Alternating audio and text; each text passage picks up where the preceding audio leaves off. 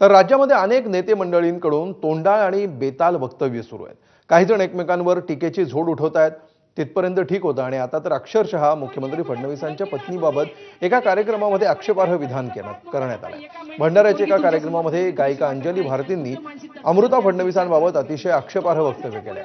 भीम मेळाव्यामध्ये त्यांनी हे वक्तव्य केलं असताना एकानं खालून पैसे देखील उधळले।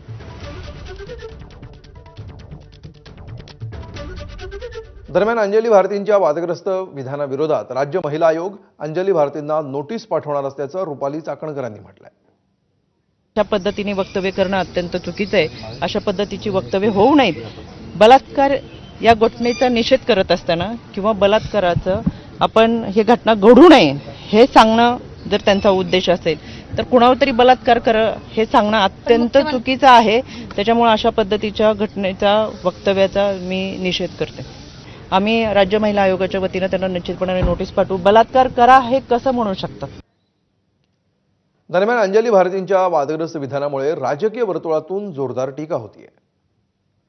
आत्ताच मी एक अंजली भारती नावाच्या बाईचा व्हिडिओ बघितला आणि तळपायाची आग मस्तकात गेली। राजकीय विरोध असू शकतो, पण भर कार्यक्रमात मुख्यमंत्र्याच्या पत्नीवर बलात्कार करा अशी चिथावणी देणं, ती सुद्धा एका बाईने। अंजली भारती नावाच्या या बाईच्या बुद्धीची कीव करावी तितकी थोडी आहे। अशी भाषा म्हणजे मानसिक विकृती असून या बाईवर आणि ज्यांनी कोणी हा कार्यक्रम आयोजित केला त्याच्यावर तात्काळ कठोर कारवाई झालीच पाहिजे। आमच्या पक्षाकडनं आम्ही तो निषेध करतो।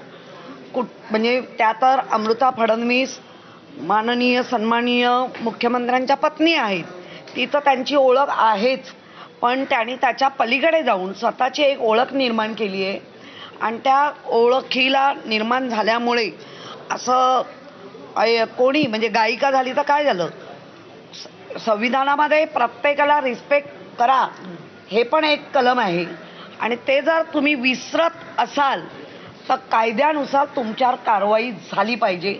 मुख्यमंत्र्यांच्या पत्नी त्या आहेत अमृताजी, तरीही एखाद्या महिलेविषयी अशा प्रकारचं मी काय त्यांचं वक्तव्य ऐकलं नाही, पण आक्षेपार्ह वक्तव्य त्यांच्याविषयी केलं असेल तर त्याचं समर्थन करता येणार नाही। विशेषतः त्या स्वतः एक कलाकार आहेत, अमृता फडणवीस, त्या स्वतः संगीत क्षेत्रात त्यांचं नाव लौकिक आहे आणि त्यांच्यावरती अशा प्रकारे मला कोणी काय म्हटलेलं माहीत नाही, पण तसं असेल तर मी निषेध करतो। कुठल्याही स्त्रीचं असं अवमान करणं, आपल्याकडे स्त्री दाक्षिण्य असा शब्द वापरला जातो आणि तो कोणाची असू द्या, ती पत्नी आहे म्हणून नव्हे, ती मुख्यमंत्र्यांची पत्नी म्हणूनच नव्हे, कुठलीही स्त्री असू द्या तिचा अवमान होता कामा नये आणि ज्यांनी कोणी केलं असेल त्याच्यावर कारवाई झाली पाहिजे। एकदम चुकीचा वक्तव्य आहे की जो भीम गीत गाणारी गायिका आहे, ज्याप्रमाणे त्यांनी सांगितलं की मुख्यमंत्री साहेबांचे जी पत्नी आहेत त्यांच्याबरोबर बलात्कार करा, हा एकदम आक्षेपार्ह आहे आणि निषेधार्ह आहे।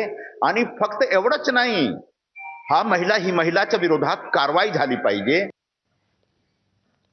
पुढची बातमी, भाषणामध्ये अनावधानानं भारतरत्न डॉक्टर बाबासाहेब आंबेडकरांचं नाव विसरलो त्याबद्दल दिलगिरी व्यक्त केल्याचा पुनरुच्चार गिरीश महाजनांनी केलाय। एखादा शब्द राहून गेला म्हणून राजीनामा मागणं, अॅट्रॉसिटीचा गुन्हा दाखल करण्याची मागणी करणं योग्य नाही असं गिरीश महाजनांनी म्हटलंय। तसंच बाबासाहेब आंबेडकरांबाबत नितांत आदर असल्याचंही त्यांनी म्हटलंय। मागणी तर काही कोणी करू शकतो, त्याबद्दल काही दुमत नाहीये। मी कालही या गोष्टीचा खुलासा केला आणि भाषण संपल्याबरोबर मला 2 मिनिटं काय गोंधळ असं चाललं नाही, म्हटलं हो चुकून झालं, अनावधानाने झालेलं आहे, खरं दिलगिरी व्यक्त करतो, कोणाची भावना दुखवण्याचा माझा याच्यामध्ये उद्देश नाही आणि भारतरत्न डॉक्टर बाबासाहेब आंबेडकर यांच्याबद्दल मला नितांत आदर आहे। तर धाराशिवच्या मोरुम नगर परिषदेच्या मुख्याधिकाऱ्यांवर शाईफेक करण्यात आली आहे। कार्यालयामध्ये घुसून नागरिकांकडून घेराव घालत शाईफेक करण्यात आली। भारतीय प्रजासत्ताक दिनाच्या मोरुम नगर परिषद कार्यालयामध्ये ध्वजारोहण कार्यक्रमामध्ये डॉक्टर बाबासाहेब आंबेडकर संविधानाची प्रत देत असतानाचा फोटो न लावल्यामुळे संविधानप्रेमी नागरिक आक्रमक झाल्याचं पाहायला मिळतं। मुख्याधिकारी सचिन भुजबळ यांच्यावर शाईफेक करून त्यांना जाब विचारण्यात आला। नागरिकांकडून जिल्हाधिकाऱ्यांकडे मुख्याधिकारी भुजबळ यांच्या निलंबनाची मागणी करण्यात आली आहे।